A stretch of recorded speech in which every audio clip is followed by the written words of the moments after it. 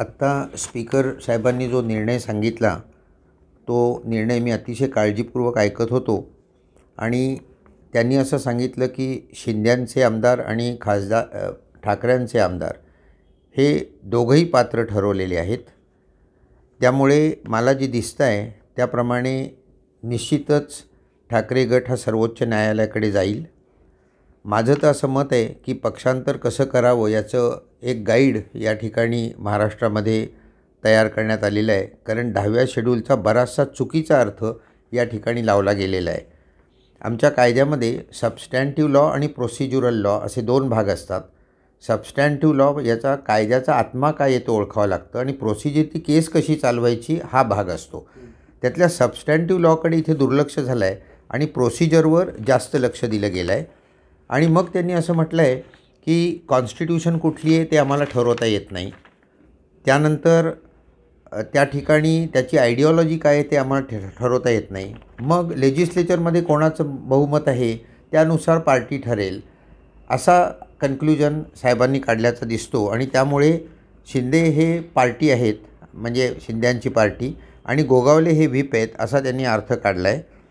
आता त्यामुळे 16 लोक डिस्क्वालिफाय अर्थात झालेले नाहीत. त्यातसुद्धा ते गैरहजर राहिले म्हणजे ते पक्षातून बाहेर गेले असा अर्थाने त्यांनी काढला. मग कॉन्डक्ट याचा अर्थ आपल्याला पुन्हा लावावा लागेल की तुमची मीटिंग बोलवली असताना तुम्ही गैरहजर राहिलात तर तुम्ही पक्ष सोडून गेलात का नाही हे ठरवावं लागेल.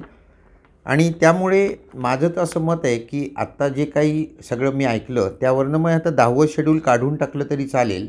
कारण लेजिस्लेटिव्ह पक्षामध्ये लेजिस्लेचरमध्ये ज्यांची मेजॉरिटी आहे त्यांचाच जर का तो पक्ष होणार असेल तर मग लेजिस्लेचर कसे इकडनं तिकडे ओढायचे याची ठरलेल्या पद्धती आहेत. त्यात मी अजिबात जाणार नाही. मी राजकारणावर कधीच बोलत नाही आणि त्यामुळे या निर्णयामध्ये अनेक चुका आहेत. पहिली गोष्ट अशी की ठाकरे गट जे बाहेर पडतात जो गट राहतो म्हणजे आता उद्धव ठाकरेंचा जो राहिला आहे तो वेगळा पक्ष तयार होतो त्याला डिस्क्वालिफाय करण्याचा प्रश्नच येत नाही. त्यामुळे मला असं वाटतं की 10व्या शेड्यूलचा अर्थ नीट हा आता सुप्रीम कोर्टाने लावावा. कारण स्पीकरचं हे जे आत्ताचं दिलेला डिसिजन आहे हा काही भारतात सगळीकडे बंधनकारक नाही आहे. परंतु सुप्रीम कोर्टाने जर का एखादा निर्णय दिला तर 141 कलमाखाली तो भारतातल्या सर्व हायकोर्ट्सवर आणि सर्व ट्रिब्युनल्सवर कंपल्सरी राहतो. तेव्हा ही केस तिथे जाईल. पण आता होणार आहे का याच्यामध्ये किंवा पुन्हा 2-4 महिने जाणार आणि म्हणजे त्यावेळी निवडणुका येणार परत. म्हणजे शेवट जनताच ठरवणार आहे की शिंदे बरोबर आहेत का ठाकरे बरोबर आहेत. त्यामुळे जनतेच्या कोर्टात आता हे सगळं ठरेल हे मी पहिल्या दिवसापासून सांगतो आहे. फक्त सुप्रीम कोर्टाने क्लॅरिटी आणण्याकरता याच्यावर डिसिजन देणं मात्र फार आवश्यक आहे. म्हणजे पुढे असे गोंधळ यापुढे होणार नाहीत भारतात. नागरिकांच्या आजच्या निर्णयाला फारसं महत्त्व नाही मी तसं नाही. काय झालं आहे माहिती आहे का तुम्हाला की दुर्दैवाने आपल्या लोकशाहीमध्ये ज्यांना आपण अंपायर म्हणतो म्हणजे स्पीकर आहेत, गव्हर्नर आहेत, इलेक्शन कमिशन आहेत त्यांचा अंपायरचा रोल कमी कमी होत चालला आहे आणि ते राजकीय पक्षाप्रमाणे वागतात. मी तुम्हाला गेले 2 दिवस सांगतो आहे की स्पीकर जो इंग्लंडमधला तो स्पीकर झाल्यावर राजीनामा देतो पक्षाचा आणि अंपायर म्हणून काम करतो. आपल्याकडचे स्पीकर हे राजकीय पक्षातच राहतात आणि त्यामुळे त्यांच्या आदेशानुसारच काम होतं. मग लांबवून आता 8 महिने जे लागले हे लांबवणं होतं. हे या गोष्टी पण आपल्याला लक्षात घ्या. नुसता आत्ताचा निर्णय नका लक्षात घेऊ. ही सगळी परिस्थिती होलिस्टिकली बघायला पाहिजे आणि ही लोकशाहीला भारताच्या पोषक आहे की नाही याचा विचार निदान जे विचारवंत आहेत या देशामध्ये त्यांनी तरी करायला पाहिजे. घटनेला धरून हे सगळं झालेलं आहे असं वाटतं तुम्हाला? नाही आता ते सुप्रीम कोर्ट ठरवेल. मी तुम्हाला सांगितलं की माझ्या मते 10व्या शेड्यूलचा अर्थ नीट लावला गेलेला नाही आहे आणि प्रोसिजरवर जास्त जोर दिला आहे. आणि जो कायद्याचा खरा आत्मा आहे की पक्षांतर होऊ नये म्हणजे राजीव गांधीने का केलं 10वं शेड्यूल शेवट 10वं जे परिशिष्ट घातलं 52व्या घटनादुरुस्तीने ती कशाकरता घातलं की पक्षांतर होऊ नयेत. राजकीय भ्रष्टाचारातून पुढचे भ्रष्टाचार चालू होतात आणि त्यामुळे तो भ्रष्टाचार थांबवायला पाहिजे म्हणून हे केलं. वास्तविक त्यावेळी राजीव गांधींकडे लोक येत होते असं असताना त्यांनी ते थांबवले होते. म्हणजे ते इतके मोठं उपकार केले होते भारताच्या लोकशाहीवर. परंतु तो कायदा भक्कम करण्याच्या ऐवजी त्यातनं पळवाटा काढण्याचंच काम सध्या चालू आहे असं मला दिसतं. आणि त्यामुळे फार याचं विश्लेषण आणखी न करता कारण याचं खूपच विश्लेषण करावं लागणार आहे. सुप्रीम कोर्टाला याच्यावर निश्चित याची क्लॅरिटी आणावी लागेल आणि एक डिसिजन द्यावा लागेल की जो संपूर्ण भारतावर बंधनकारक असेल.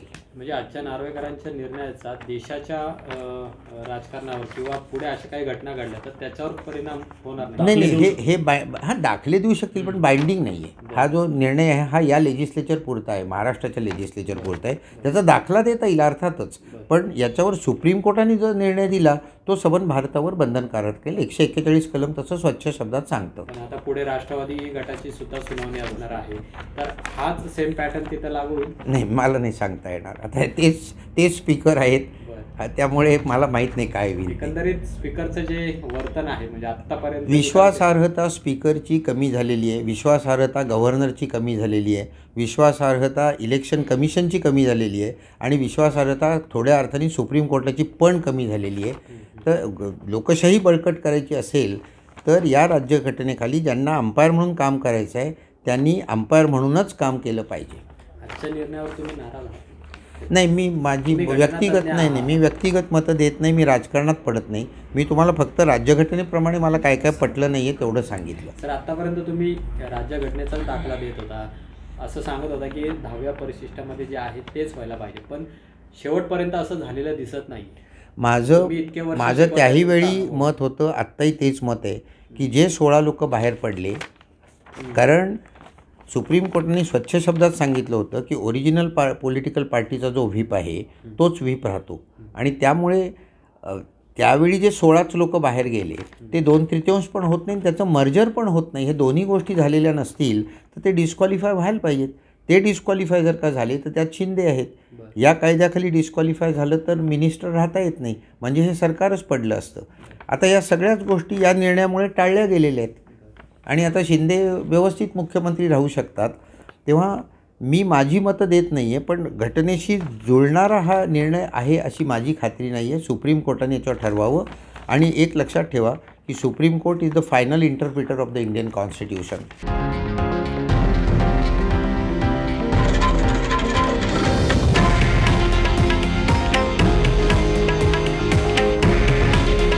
हे आहे देशातील नंबर 1 न्यूज नेटवर्क आणि आपण पाहत आहात TV9 मराठी. काळजी तुमची, हित महाराष्ट्राचं.